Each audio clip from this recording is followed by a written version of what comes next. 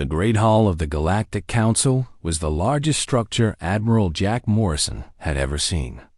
Pillars of white stone rose toward a ceiling so high it disappeared into darkness. Representatives from 100 different species filled the curved seats that surrounded the central speaking platform. Some had scales, others had feathers, and a few looked like nothing Morrison could describe with words. This was the Sar Prime, the neutral world where the galaxy's most powerful species came to argue, negotiate, and sometimes threaten each other. Morrison stood near the back of the human delegation, his gray uniform simple compared to the colorful robes worn by the alien diplomats. Beside him stood Commander Lisa Chun, his second-in-command and the sharpest tactical mind he had ever known. Her eyes moved constantly, studying every face, every gesture, every whispered conversation in the vast chamber. "They're not even trying to hide their contempt," Lisa whispered. Morrison nodded slightly. She was right. The aliens looked at the human delegation the way a grown man might look at children playing dress-up. Humanity had joined the Galactic Council 50 years ago, and in all that time, they had never been treated as equals. To the older species, humans were newcomers, primitives who had barely learned to travel between stars. At the center of the platform, Ambassador Daniel Wright was speaking. He was a tall man with gray hair and a calm voice that never rose in anger, no matter how badly he was provoked. Right now, he needed every bit of that calm. "The colonies in question have been settled by humans for 3 generations, Wright said. "Our people have built homes there, raised families there, and buried their loved ones in that soil. We will not abandon them."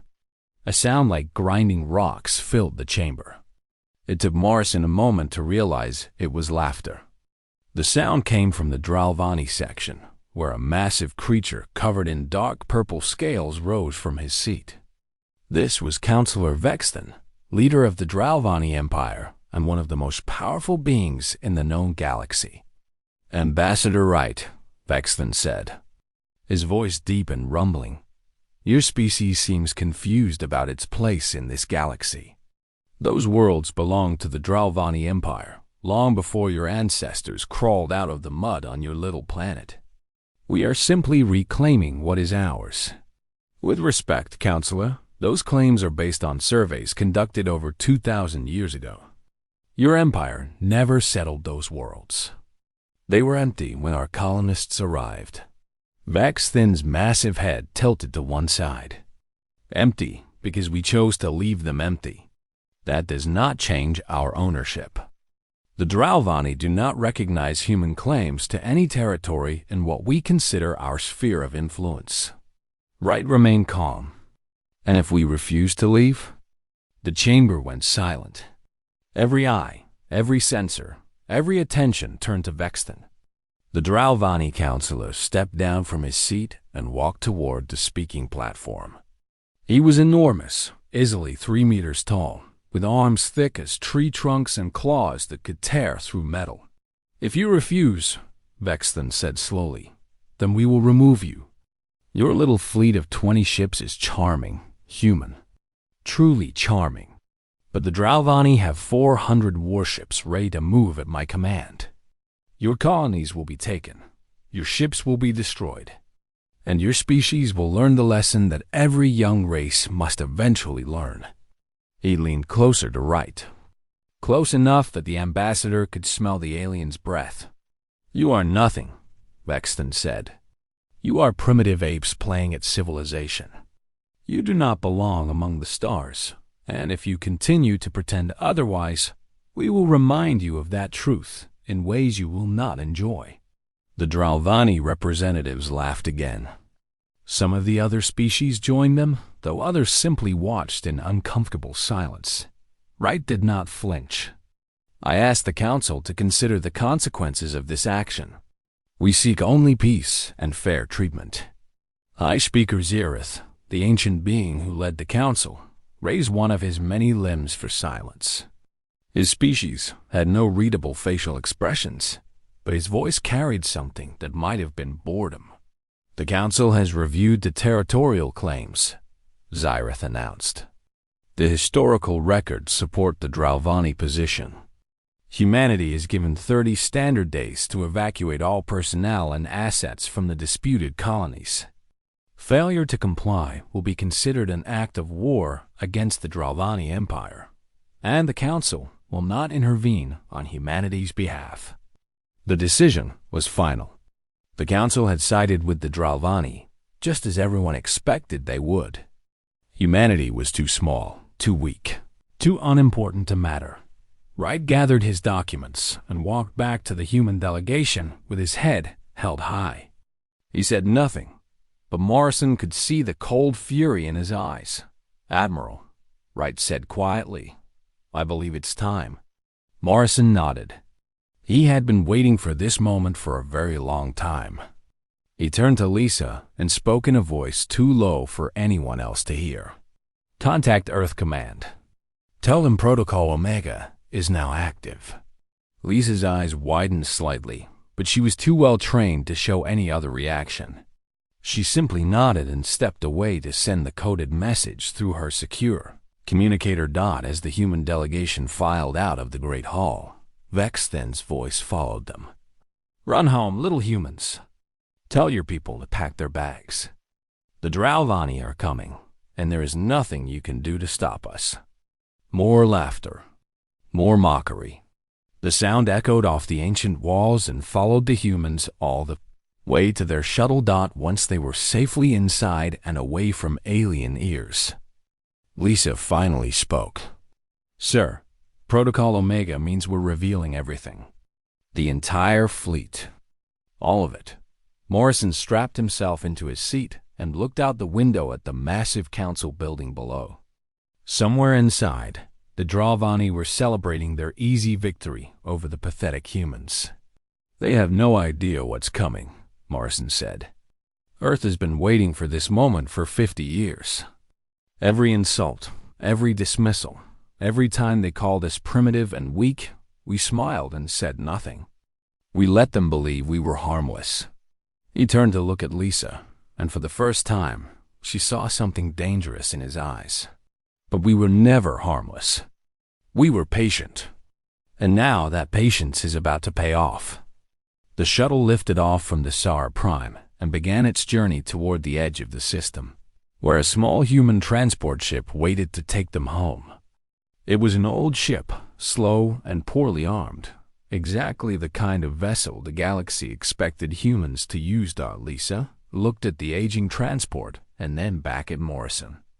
How long until they realized their mistake? Morrison allowed himself a small smile. Soon enough. Very soon. Deep beneath the ice of Antarctica, in a facility that appeared on no map and existed in no official record, General Patricia Cole stood before a wall of screens showing star maps and fleet positions. She was a woman in her 60s with silver hair cut short and eyes that had seen more battles than she cared to remember.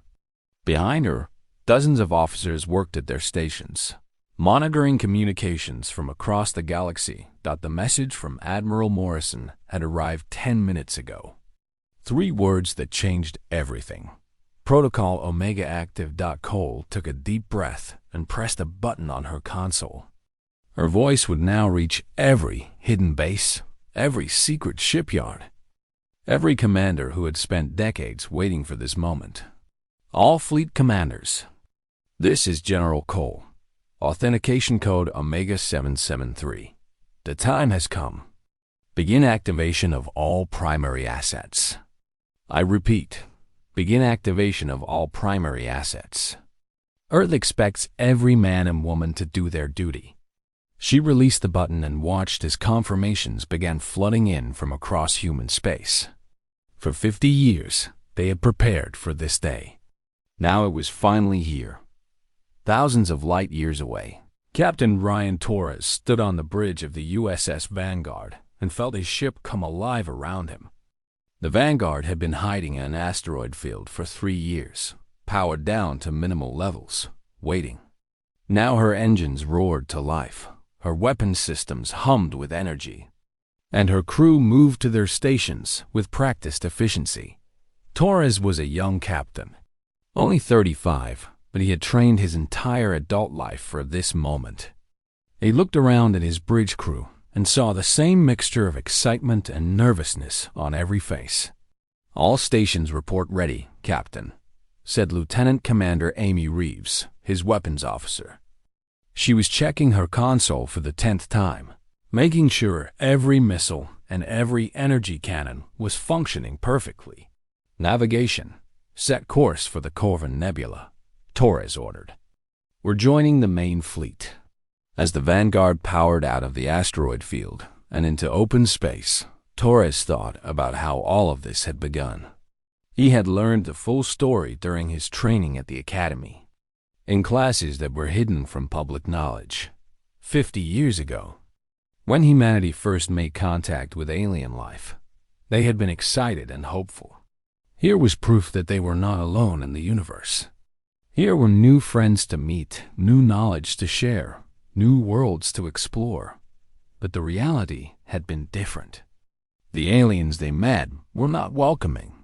They saw humans as primitives, useful only as cheap labor or entertainment. Some species wanted to conquer Earth. Others wanted to exploit its resources. None of them saw humans as equals. Earth's leaders had gathered in secret to discuss their options. They could fight and probably lose. They could surrender and become servants to alien masters. Or they could do something unexpected. They chose to hide. Human scientists had already developed technology that rivaled or exceeded what most alien species possessed. Earth had fusion reactors, advanced artificial intelligence, weapons that could crack planets open like eggs. But instead of revealing this power, the leaders decided to keep it secret. They showed the galaxy only their oldest ships, their weakest weapons, their most primitive technology. They played the role of the harmless newcomers, the simple humans who were barely worthy of notice. And while the galaxy laughed at them, they built. They built shipyards hidden in nebulas and asteroid fields. They built fleets of warships more advanced than anything the galaxy had ever seen. They built weapons that could tear through the strongest alien armor like it was paper. They built an armada that could challenge any empire in the known universe. And they waited. Dr. Samuel Grant had been one of the lead scientists on the project. Now in his 80s, he still worked at the Antarctic facility, overseeing the technology that made humanity's hidden fleet possible. The key was patience, Grant explained to a group of young officers during a briefing. Any species can build weapons, but it takes true discipline to build weapons and then pretend you don't have them. For 50 years, we've been insulted, mocked, and dismissed. Our people in the colonies have suffered. Our diplomats have been humiliated. And through it all, we've smiled and said nothing because we knew this day would come. He pointed to a screen showing the locations of humanity's hidden assets. Red dots covered the map, each one representing a secret base or hidden ship. 3,247 warships, Grant said. Each one more advanced than anything the Dravani possess. Each one crewed by men and women who have trained their entire lives for this moment. The galaxy thinks we have 20 ships. They are about to discover how wrong they were. On the Vanguard, Captain Torres received an update from Earth Command. The Dravani had begun mobilizing their forces. 400 warships were gathering near the border, preparing to attack human colonies. Counselor Vexton had given several speeches boasting about the easy victory to come. He promised his people that the war would be over in days, and that human territory would soon belong to the Dravani Empire. Torres read the report and shook his head. The Dravani had no idea what they were walking into. "Captain," Amy Reeves said, "I've been reviewing the intelligence on Dravani weapon systems. Their main cannons have an effective range of about 50,000 kilometers. Ours can hit targets at 300,000 kilometers with perfect accuracy. And their shields? Rated to absorb about 200 gigajoules per second. Our primary weapons deliver 4 times that amount. Torres smiled. So we outrange them, outgun them, and outprotect them. Yes, sir. In every measurable way, we're superior. The Vanguard jumped to hyperspace, joining hundreds of other ships racing toward the assembly point. Torres watched the stars blur into lines of light and thought about all the years of preparation that had led to this moment. Back in Antarctica, General Cole addressed her staff one final time before the operation began. "Remember why we're doing this," she said. "Not for glory, not for revenge. We're doing this because our people deserve to live without fear. We're doing this because no one should be treated the way the galaxy has treated us. And we're doing this because sometimes the only way to earn respect is to demand it." She looked at the main screen, which now showed the position of every human warship in the galaxy. 3,000 points of light, moving toward a single destination.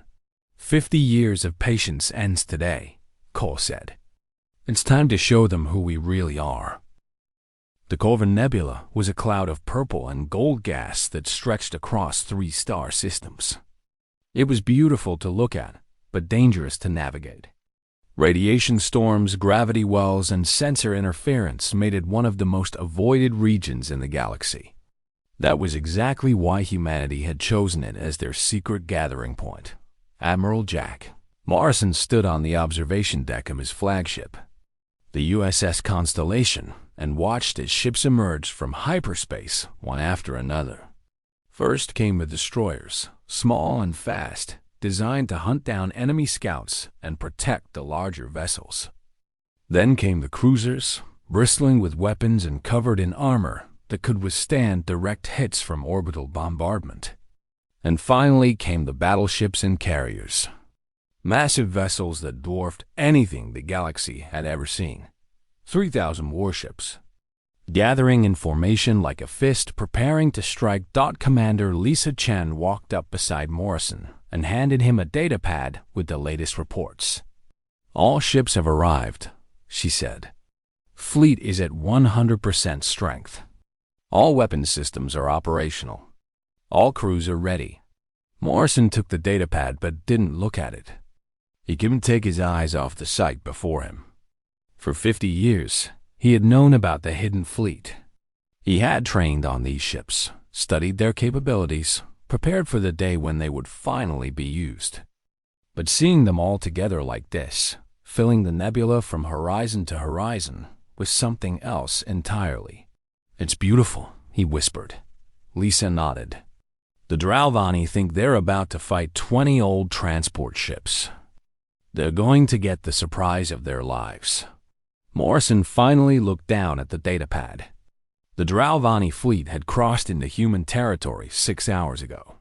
400 warships moving in a tight formation toward the colony world of New Haven. They were broadcasting demands for surrender on all frequencies, promising harsh punishment for any resistance. "What's the status of New Haven?" Morrison asked. "Civilian evacuation is complete. We moved everyone through the underground tunnels to the emergency shelters.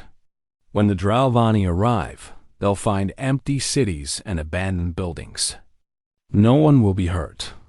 Morrison felt a weight lift from his shoulders. That had been his greatest fear, that civilians would be caught in the crossfire. But Earth Command had planned for this scenario years ago. Hidden evacuation routes, secret shelters, emergency supplies.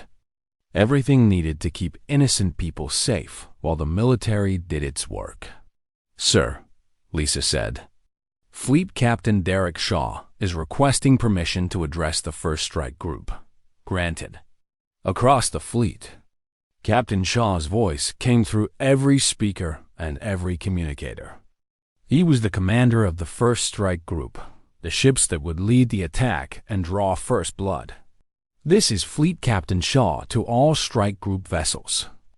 I know many of you have waited your entire careers for this moment. I know you've had to watch our people be insulted and threatened while we pretended to be weak. That ends today. When we jump into Dravani space, We will show the galaxy what humanity is truly capable of. We will fight not with anger, but with precision. Not with hatred, but with skill. And when this battle is over, no one will ever call us primitive again." A cheer went up across the fleet. Morrison could hear it echoing through the constellation's corridors. Thousands of voices raised in determination and pride. Meanwhile, in Dravani space, War Commander Kethver stood on the bridge of his flagship and smiled with satisfaction. His fleet was making excellent time. They would reach New Haven within the hour and begin the occupation. It would be his greatest victory, the conquest that would make his name famous throughout the Empire. "Sir," his sensor officer reported, "we're picking up strange readings from the human colony." "What kind of readings?" "The cities appear to be empty. No life signs, no energy signatures, nothing." Kethver frowned. "They're hiding. Cowards, all of them. They'd probably fled underground like the rodents they are." "No matter. We'll find them eventually." He looked at the tactical display showing his 400 ships spread across the system. Behind them, supply vessels carried enough troops and equipment to occupy a dozen worlds. The Dravani had planned this operation carefully, and nothing could stop them now. Or so he believed. Back in the Corvin Nebula, Admiral Morrison gave the final order. "All ships, prepare for synchronized jump. Target coordinates are the New Haven system, defensive perimeter around the human colony. We will arrive in formation and immediately establish tactical superiority. Remember your training. Trust your ships, and show no mercy to those who showed none to us." 3,000 ships powered up their jump drives. The nebula filled with light as engines that could bend space itself hummed to life. Navigator Beth Collins, aboard the Vanguard, made the final calculations and fed them into the fleet network. She was young, only 24, but she had a gift for navigation that her instructors had called once-in-a-generation talent. "Coordinates locked," she announced. "All ships are synced. Jump on your command, Admiral." Morrison took one last look at his gathered fleet. 50 years of planning. 50 years of patience.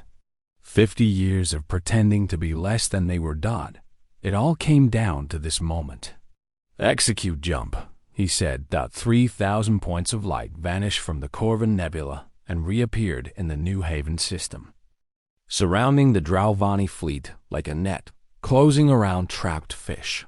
On the Dravani flagship, War Commander Kethver stared at his tactical display in disbelief. Where moments ago there had been empty space, now there were thousands of human warships. They were enormous, bristling with weapons, their hulls gleaming with technology that shouldn't exist. "What? What is this?" Kethver stammered. "Where did they come from? Humans don't have ships like this." His officers scrambled to make sense of what they were seeing. The numbers didn't lie. They were surrounded by a force nearly 10 times their size. And every sensor reading suggested that the human ships were far more advanced than anything in the Dravani arsenal. Admiral Morrison's voice came through on all frequencies, calm and steady. "This is Admiral Jack Morrison of the United Earth Armada. You threatened our people. You mocked our species. You gave us no choice. I am ordering you to stand down immediately and withdraw from human space. This is your only warning. Surrender now or face the consequences." Kethver's hands shook as he gripped the railing of his command platform. His entire fleet was trapped, outgunned, and outmaneuvered. Everything he had been told about humans, everything he had believed about their weakness and inferiority, was wrong. But he was Dravani, and Dravani did not surrender. "All ships," he growled. "Attack formation." "We fight." Morrison heard the order and felt no satisfaction, only grim determination. "They've made their choice," he said quietly. "All ships, weapons free. Show them what we can do." The first shots of the battle came from the human fleet. Beams of concentrated energy crossed the void of space, traveling at speeds the Dravani sensors could barely track. They struck their targets from nearly 300,000 kilometers away, far beyond the range of any Dravani weapon. The effect was devastating. Dravani ships that had survived countless battles, vessels that had conquered worlds and crushed rebellions, were torn apart like toys. Their shields, designed to withstand the most powerful weapons in the known galaxy, failed within seconds. Their armor, which had turned away attacks from a dozen different species, melted under the intense heat of human energy cannons. War Commander Kethver watched in horror as his fleet died around him. "Return fire!" he screamed. "All ships, return fire!" The Dravani weapons reached out toward the human fleet, but they fell short. The energy dissipated long before it could reach its targets. Human ships danced through space with a grace that seemed impossible for vessels of their size, avoiding the few shots that came close while continuing their relentless assault. On the bridge of the Constellation, Admiral Morrison watched the battle unfold on his tactical display. Blue dots representing human ships surrounded red dots representing the enemy. One by one, the red dots were disappearing. Enemy losses at 30% and climbing. Commander Lisa Chun reported, "Our casualties are 0. They haven't managed to hit a single ship." Morrison nodded grimly. He had expected this, but seeing it happen was still unsettling. The Dravani had no chance. They never had a chance. This wasn't a battle. It was an execution. "Focus fire on their command ship," he ordered. "Disable, don't destroy. I want their war commander alive." Aboard the Vanguard, Captain Torres led his ship through the chaos of battle. Lieutenant Commander Amy Reeves fired weapon after weapon, each shot finding its target with perfect accuracy. The ship's eye assisted with targeting calculations, but the final decision was always human. That was how Earth designed their weapons. Machines could help, but humans always pulled the trigger. "Target 3 is down," Reeves reported. "Moving to Target 4. "Confirmed," Torres said. "Beth, keep us moving. Don't let them get a targeting solution." Navigator Beth Collins nodded, her fingers flying across her console.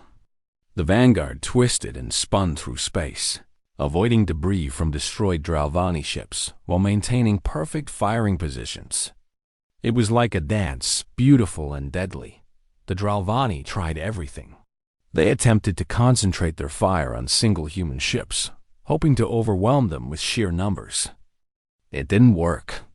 Human shields absorbed punishment that would have destroyed any other vessel. They tried to scatter and run, hoping to escape the trap. Human ships were faster, cutting off every escape route. They even tried ramming attacks, sacrificing their own vessels in desperate attempts to cause damage. Human pilots simply moved out of the way, their reflexes and their ships too quick to catch. 40 minutes after the battle began, it was over. Of the 400 Dravani warships that had entered human space, less than 50 remained. Most of these were crippled, their engines destroyed, their weapons silent, drifting helplessly among the wreckage of their fleet. The Dravani flagship was among them, its hull scarred by precision strikes that had disabled it without destroying it. Human casualties: 3 ships damaged, 0 destroyed, 12 crew members wounded, none killed. Admiral Morrison opened the channel to the surviving Dravani vessels. "This is Admiral Morrison. Your fleet is destroyed. Your war commander is captured. Any ship that wishes to surrender will be treated with honor and given safe passage home. Those who wish to continue fighting will be destroyed. You have 5 minutes to decide." One by one, the surviving Dravani ships powered down their weapons and signaled their surrender. Across the galaxy, news of the battle spread like wildfire. Every species with the technology to monitor deep space communications had watched the engagement in real time. They had seen 400 warships, one of the most powerful fleets in the known galaxy, annihilated in less than an hour by a species they had dismissed as primitive dot in the Galactic Council chamber on the Sara Prime. Stunned silence filled the vast hall.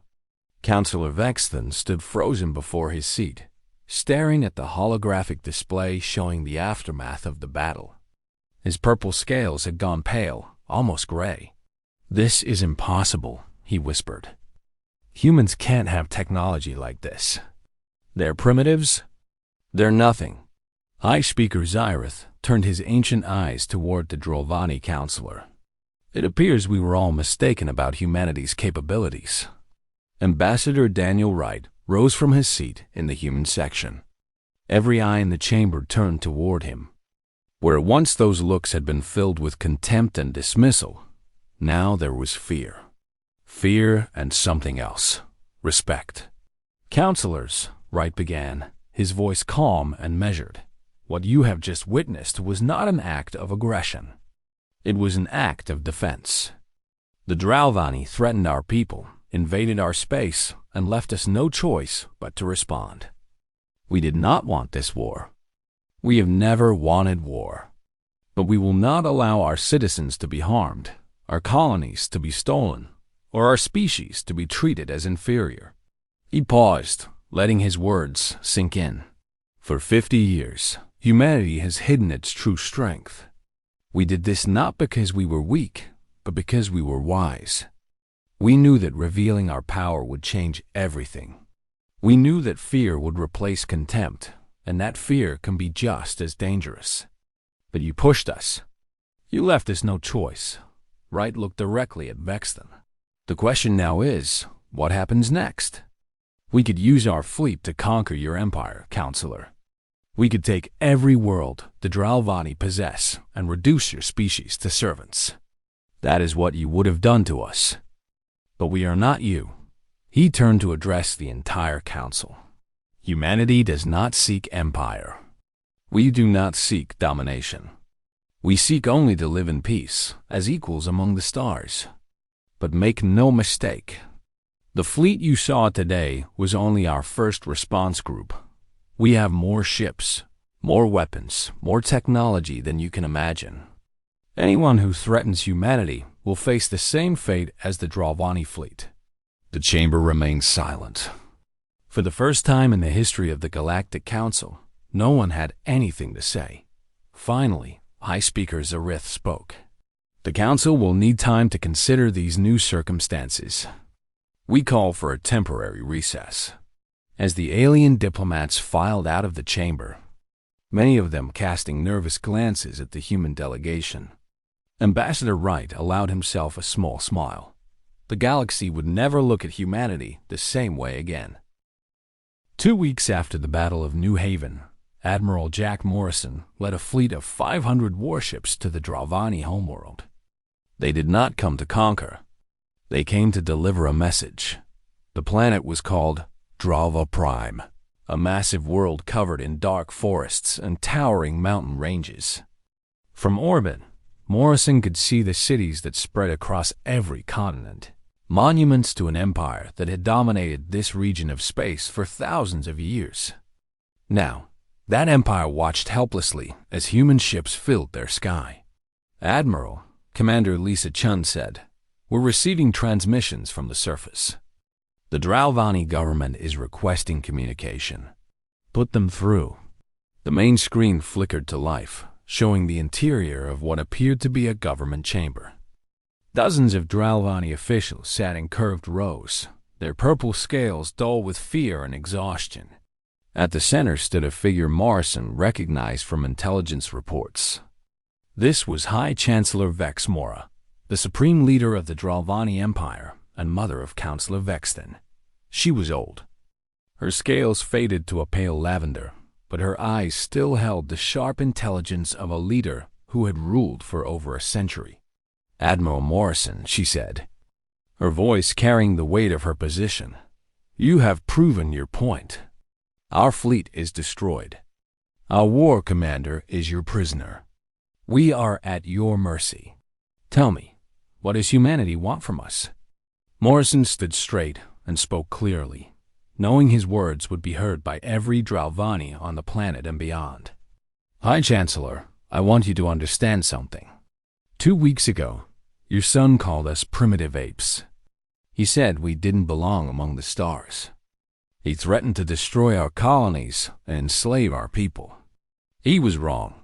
He paused, letting the words sink in. Humanity has the power to end your empire today. Right now, as we speak, I have enough firepower in orbit to reduce your cities to ash. I could give the order, and there would be nothing you could do to stop me. The fear in the chamber was visible. Several officials trembled openly.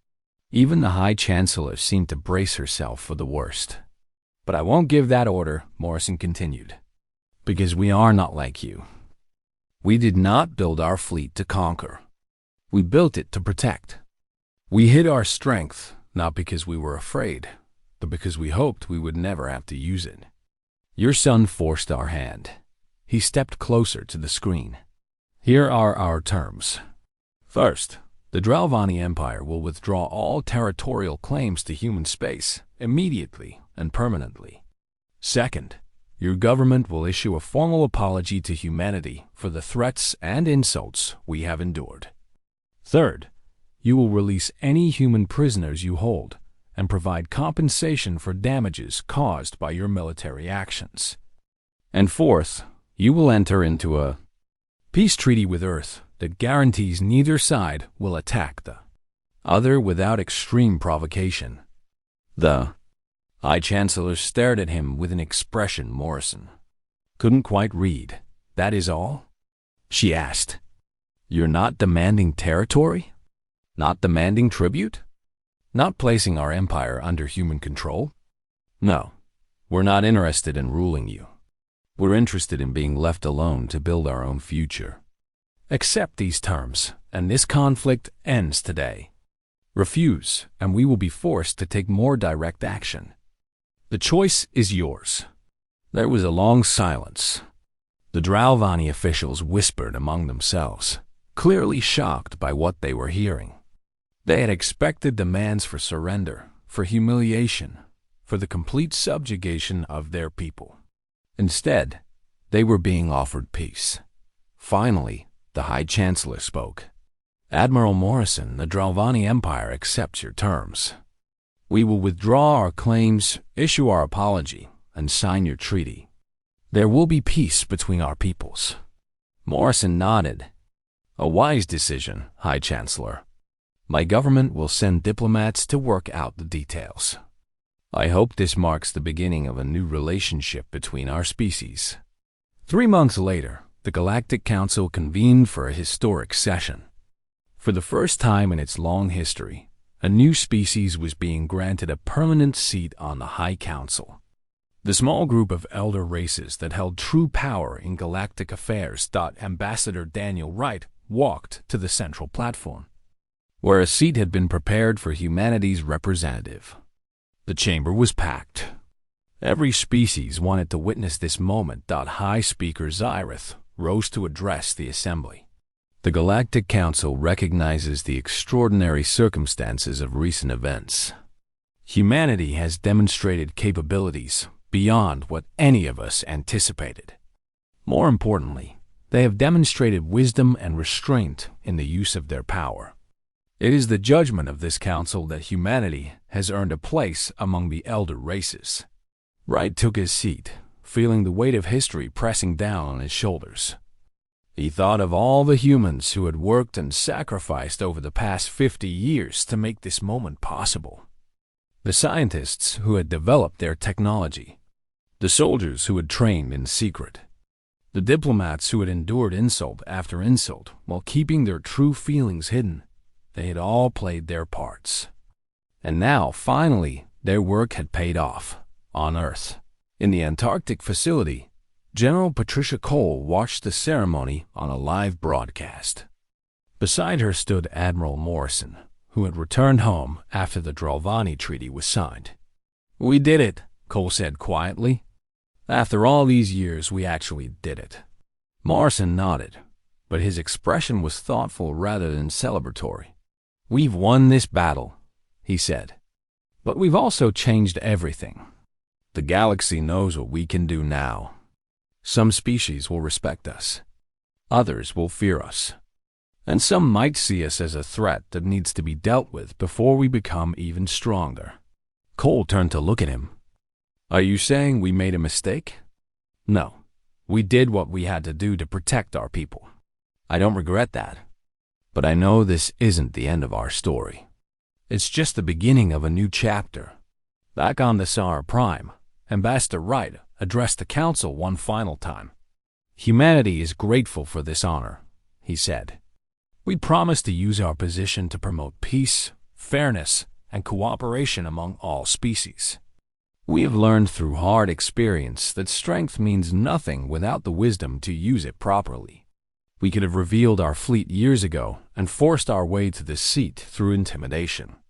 Instead, we waited. We watched. We learned." He looked around the chamber at the faces of 100 different species. "Let our story be a lesson to this council. Never judge a species by its appearance or its age. Never assume that the quiet ones are weak. And never, ever threaten someone's home and family unless you're prepared to face the consequences." He paused, and a small smile crossed his face. "Humanity is here to stay, and we're just getting started." The chamber erupted in applause, some genuine, some nervous, but all acknowledging the same truth. The galaxy had misjudged humanity. They had seen a young species and assumed it was weak. They had heard quiet diplomacy and assumed it was fear. They had been wrong, and they would never make that mistake again.